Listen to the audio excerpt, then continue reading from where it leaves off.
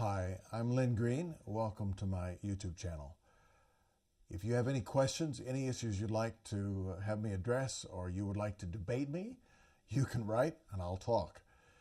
May not seem fair, but at least we can have some sort of dialogue. I talked recently, just a few comments on government, but I'd like to go back and talk about the value of the one, the value of the individual. At the heart of the way democracy works is a conviction that the opinion of every person is important. And so we have freedom of speech. So every person should have a right to say what they believe, and we have one man, one vote. We don't have an environment where the person who has more land or more money gets more votes, and the person who has less gets less votes. We value every single individual for themselves. And that's why, as I mentioned in a previous short conversation, we have to be careful about group politics and group identity, because we are in the end individuals. That doesn't mean there is no group identity, but the individual is always of immense value and can never be described by the group that they are a part of.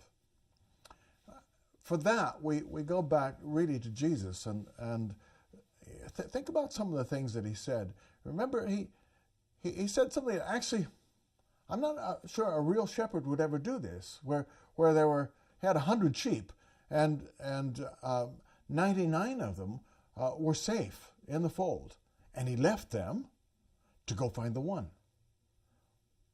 That may not be the best thing for a shepherd to do, but it was a great illustration of the fact that the one is of vital importance. And then there was this other, again, a little unusual story of a woman who lost a coin. She had 10 coins. She lost one in her house. She lit a lamp and took a broom and swept the house and cleaned it until she found the one coin. And then when she found the coin, she called all of her friends together and had a party. I guess she probably spent 2 or 3 of her coins on the party.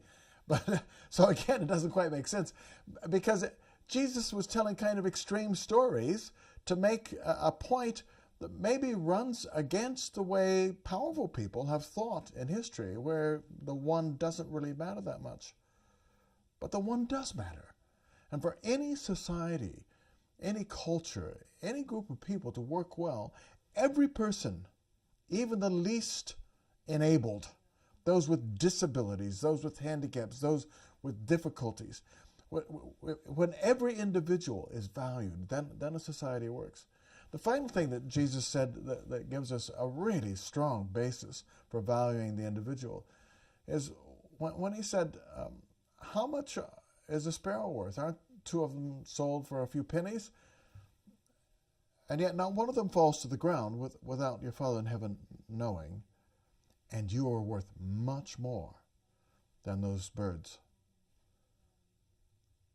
And then he said, even the hairs on your head are numbered. Is that literal? Well, I don't know about that. But you get the point. He's saying not only are you important, but actually the details of your life, your ups and downs, your hardships, your difficulties, are important to God, and therefore anything that's important to God should be important to us.